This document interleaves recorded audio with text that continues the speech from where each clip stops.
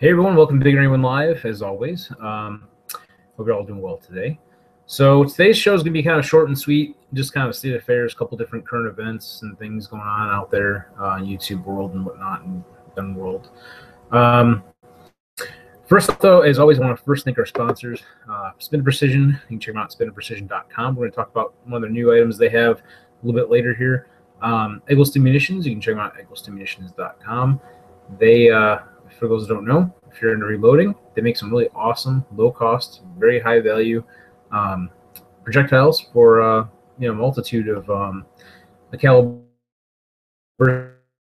and so forth. Projectiles as well. Actually, they have some now in 308. They're working on some 223. Also, the range of 355, of course, and Applied Arsenal Finishes and Gunworks, and BATArms.com. So I'm just gonna get this one out of the way. The SIG P320. That's been a big discussion right now with the whole drop safe type thing. First we heard, the I think it was Dallas Police Department, I can't remember off the top of my head, issued something about this with the drop safety of it, being able to fire if you were to drop it. Then it seemed like it was kind of retracted. Then you heard again from other sources. Of course, on the internet, you get a mix of what might actually be true, what might not be true, and you never know sometimes for a little while. But ultimately, it does seem now that SIG has addressed it, and there is an issue with 320 being able to be drop safe. I was watching a video off of a Gun Collective. I forgot who actually made the video, but they were sharing it, and it was, I believe, a gun dealer that was doing their own testing with this pistol, and they found that if you dropped it, and I've got not P250 here actually, which is kind of like the predecessor to the 320. So I guess from my understanding, regular drop testing by government standards or whatever is either on the side or on the muzzle, possibly. Their video, they dropped it, the back of the beaver tail and the slide was hitting the ground. That was causing it to fire. What it sounded like was basically the trigger was able to move rearward based off of the inertia of the drop. And they found, which was really interesting to me, that the X5 model, which is their competition version of the P320, which has a lighter trigger, maybe not just lighter trigger pull, but actually the trigger itself, if you take it out of the pistol, is actually lighter than the regular standard 320s. That one didn't seem to fire when dropped. I thought that was kind of interesting. Again, I have the P250, and I would say this is the one pistol out of my bunch I don't like as much as the rest, and it just happens to be a couple reasons. I'll share that with you. The trigger on this, the P250 is the hammer fired version, basically, of the P320. They share many things besides the whole modularity concept, where you can take out the fire control group, which is a serialized part. You can kind of see the serial number through the little window on the side there that comes out, and you can change out the grip modules, which is like the frames, so to speak, and slides, and you can go from a subcompact to compact, or mid-frame, whatever they call it, and then a full frame, I believe. And they come in different calibers and so forth, just like the 320. But I don't like this one. Long, heavy trigger pull. This trigger. It's a double action. It's just a long, heavy double action trigger pull. If you like revolvers, you might like this one. But overall, this pistol is a pretty solid pistol, and so forth. The 45, though, brings out all my bad shooting habits.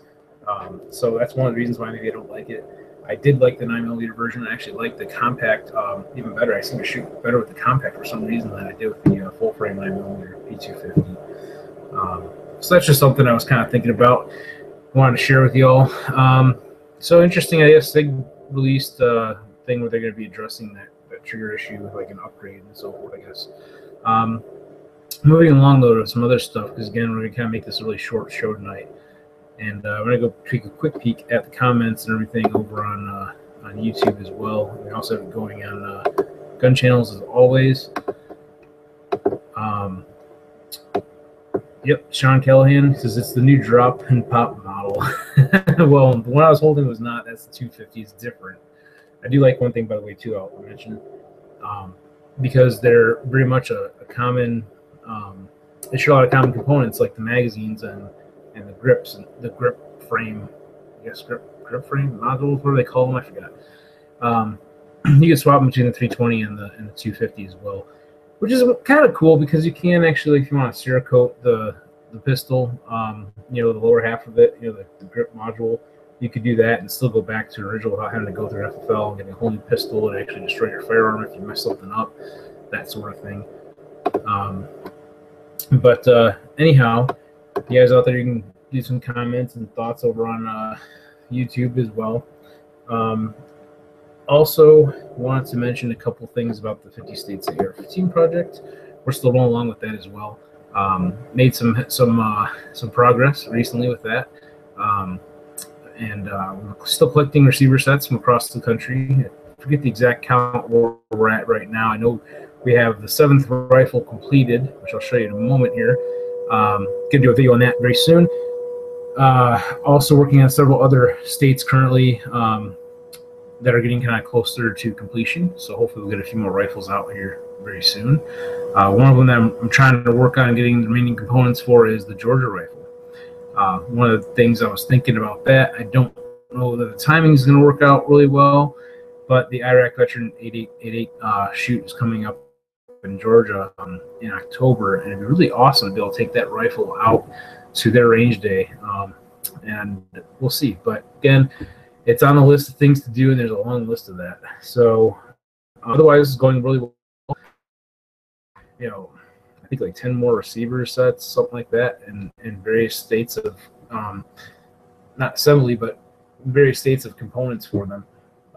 Keep pushing ahead on it, of course, and we're going to get to the 50th one eventually, and I'm looking forward to that. So moving on, the next thing I was going to mention on this project, the most current rifle. I'm not going to go through all the details of it. Just going to have a real basic, quick mention of some of the companies that were involved.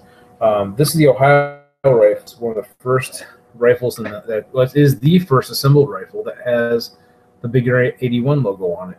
Which again, I give a big shout to my friend James Mason, who designed that for me. That was very cool of him. Now, the components for this rifle, again, I'm not going to go into real deep detail. Came from barrel, was from Faxon Firearms, handguard, and a bunch of other components were from HM Defense. Upper and lower receiver set was from American Tactical Concepts. What else you got? One of the best things was Specialty Ammo helped out with some of the remaining components that we needed to get this done. Such as like the gas tube and the charging handle and the buffer system and so forth, or buffer tube assembly. Some of the things we just kind of needed to find, like just to wrap this one up. But again, we'll go into more detail on that in the 50 States AR-15 project and the video for it. You know, mentioned event that we had coming up, the Iraq Veteran 888 shoot in October. There's going to be some other events coming up that we're hoping to get out to. Fortunately, there's sometimes more events than budget can allow for, but we're trying to hit up as many as we can because it's a lot of fun to go out to these different things, range days and events and matches and things like that. But yeah, it's a lot of fun, and I love. And the big part is getting to bring this stuff to all you out there watching. That's one of the fun parts of it too. So, next thing I'm going to talk about, I'm going to do a screen share here in just a second to kind of show a couple of things I wanted to kind of discuss as well. And Corey had a question. He said, "What about the Indiana and Kentucky?" Actually, I have a contact in Indiana I'm working with for the 50 States project. Kentucky, I don't believe we actually have started into that one yet, if I remember correctly. I actually have a spreadsheet going for all this stuff to keep track of it because there's so many different aspects as far as components and companies and things like that that have to kind of be tracked so we know where everything is and where we're at with all of it. I'll throw something else out there too about 50 States project while I'm thinking about it.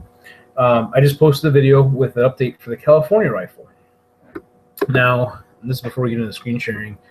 One of the cool things about this project is it's a living project, meaning we can do updates to these rifles as we go and make some changes and so forth. Like if laws change and we have a new product that we can kind of demonstrate, on a certain state's rifle and show the compliance of it and so forth. That's always a factor. Say a company comes up with the Gen 3 and they had a Gen 2 of whatever component. You can always change it out and share that with everybody. So it is a living project, and the whole goal is to get, all 50 completed, so we have a rifle from every state to kind of demonstrate to people and show through the videos. And I mentioned before, range events. I'd love to be able to bring some of these out. People can see them, touch them, shoot them, possibly. Would love to display them someplace. We already had the Wisconsin rifle on display actually at NRA show at Criterion Barrels. That was pretty cool. It was one of the first things we did. But hopefully we'll get some of these out and on display at different companies, so that everybody can kind of get a chance to look at them and see them in person and everything. That's why we're doing this whole project, to kind of share these rifles and share the people behind the companies and share the products, so that everybody can kind of learn something and see something off of it. And I think that's just a cool concept. So, and it's all across America, so we got American pride in it. Yeah, anyhow, the California rifle had some updates with some Medieval Industries products. They're 360-degree vertical foregrip. If you haven't checked that out, check it out. It's pretty awesome. Customizability. The AR-15 is all about that, pretty much. I mean, there's so many different companies out there with so many different products from all across the country, and you can build your rifle how you want it to be for yourself. And that 360-degree vertical foregrip from Medieval Industries is one of those options. So you can check out the video on that. And again, I'm going to go ahead and pull this up on my screen so I can share this next thing from Spin to Precision. It's going to take a minute to pull it up here. Here we go. I'm going to go ahead and flip over to the screen share so you all can see it. And let's see if we can make this happen. Looks like you guys should be seeing this now. So Spin to Precision, one of our sponsors, as we mentioned in every show. They're known for having really high quality, high value, really good quality components like barrels. They're really known for their barrels, but they also make a lot of other components like bolt carrier groups and some other smaller components as well. But now they're getting into some of the Glock parts. They actually start making Glock barrels, and now they're doing Glock slides. The first Glock slide they had out was the Glock 19 Gen 3, and it did not have the beaver tail in the back for the rear sight. Well, now they just came out with both the Glock 19 4th generation with the dovetail for the sights, and the Glock 19 Gen 3 with the dovetail for the sights. And you can see the price is pretty attractive, $159.99. They have a deal. Sign up for their they have every so often, like pretty regularly, where if you use the code, I think Glock 19 in all caps, at least currently while I'm posting this, that on sale price that's $30 off already now becomes $149.99, and the shipping is like under $5 for this part. So you're looking at like $155 or less than $155 rather, for a slide that you can totally customize. This is a setup that's really really designed so that you can take it if you have say you have a mill at home that you play around with, or you have a company you want to send it out to have it customized. Now you have a blank slate to work with. Now if you want to put serrations on the front or some type of cool patterning to it, or porting, say you want to have it milled for a RMR or something, you've got a blank slate that you're ready to go with. Now, say you didn't want to do anything to it, could you set it all up and run it as it is? It's there. You just have to assemble all the internal parts of the slide, like the extractor, the striker, and all that kind of stuff. So it's just basically a bare slide, but it also is already set up for sights. It has the dovetail in the rear. It's got the slot in the front for that front sight. So take a look at some of the photos on it. I thought this was pretty cool. I've got one of their barrels now for my Glock 19. Runs great. Like it. Getting one of these slides and getting it customized and worked out. Looking at a couple of different options on who to go with. And just to share my thoughts, one of the things I'd love to do, you saw the logo on the Ohio rifle. I would love to do a BigGunner81 custom slide for my Glock 19. think that'd be pretty awesome, and this would be a good way to do that, I think. So we're gonna hopefully we'll get our hands on one of these and figure out where to go for with it from there. I'm picturing maybe like either nitride coating or like a Cerakote, and then with the logo done in color in white and red on the black background. Really cool. So that's just something I've been kicking around the idea of after I saw this coming up, and so on. And the other thing I'm going to show in just a moment, I'm going to take it off my screen share for a second, just to go real quick on Gun Channel, see if anybody's out there. Tonight's kind of a little bit of a slow night. Like I said, we're going to do a really kind of short show and wrapping up not too long from now. Yeah, we've got something else I wanted to show you all. And I'm going to go ahead and go back to the screen share again on this one. And if I find, here we go. It's going to be, first I'm pulling up the Spinta site, which, oh, by the way, speaking of some of the products they make, I kind of forgot about this part. For those of you that like the PCC, pistol caliber carbines, they've got a whole selection of 9mm barrels and so forth. And they also have their own, bolt carrier groups and so forth as well. Just products they have, not terrible pricing at all. Like I said, good quality for and you're saving some money over some of the bigger names. So one of the things I'll just share this little bit about Spinta that really has me, on their side with what they do. This company was started, it was a machine shop, job work for other companies, and they still do.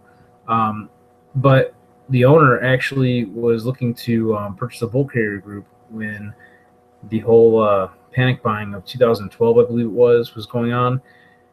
And he went to go buy a bolt carrier group because he wasn't making them at that time. And he saw that they were like, outrageously priced at like $300 to try to get one. And he said, forget this. This is not right to be gouging people. So he started making his own, not just for himself, but he started making them and then selling them at reasonable pricing for what and that really spoke to me, that he was not looking to gouge people and rip people off. He's looking to offer an honest quality product at a fair price. You can see on here, like if you go to their sale page, they do have some blems that they sell too. Like on here, I'm just looking to see. Well, the bolt carrier group here is not a blem. Their angled nitride angled cut bolt carrier group. I actually have one of these, about one a while ago. $80. That's a pretty good price. They got their Glock barrels, $84.99 on sale for the Glock 19, and same for the 17. They also have some upper receivers and different things on sale. But you should go check out their website, take a look at it if you're into AR-15s and Glocks, and they have some stuff for the AR-10 as well.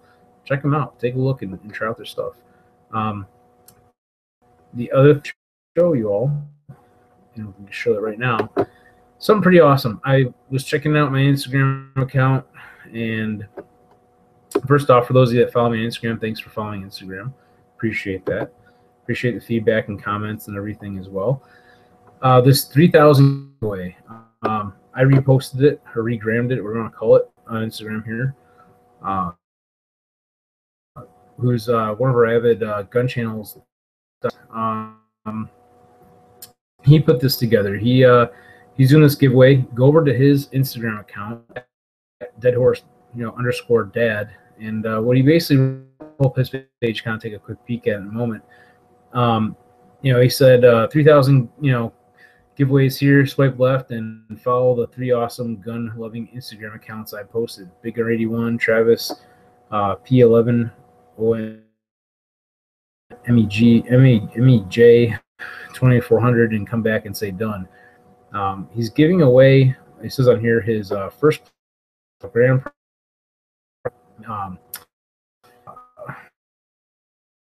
a stock with quick detach points.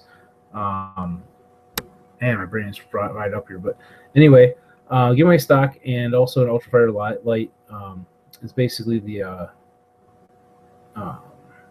this paracord strap, colored and ultrafire light. Second place wins a Easter titanium coated knife and ultra fire light, light and patch, and fourth and fifth get an ultra fire light. I know Team FM and F are. I don't know why I can't think of this. Mission First Tactical. That's what I couldn't spit out. You can check out their stuff also at Team MFER over on Instagram. So go ahead and check out Dead Horse's dad's Instagram. And you can see the second thing he's got on here is this 3000K giveaway. Go on here, follow what he's asking as well through him, of course. Running that giveaway at all, I just thought it was really cool that I went on my Instagram and all of a sudden I'm seeing some traffic on my Instagram account, and there we go. Dead Horse Dad was helping us out, helping promote the BigGunner81 Instagram channel page, or I don't know, Instagram account, I guess. So he's got some cool gun stuff, does a lot of cool things, some funny memes and whatnot. But go ahead and check that out. And what else? If I have anything else on my list today, I think we're pretty much about ready to wrap up. And yeah, giveaway. Talk about our Xpenta precision Glock parts they're making now, and a little update on the 50 States project. So that's all I really have for you all tonight. Just like I said, a short, quick show, and you know, didn't have a whole lot to really cover right now. Just as always, I guess I'm gonna wrap things up. Hope you all have a good night and or day whenever you're listening to this. And as always, have fun shooting.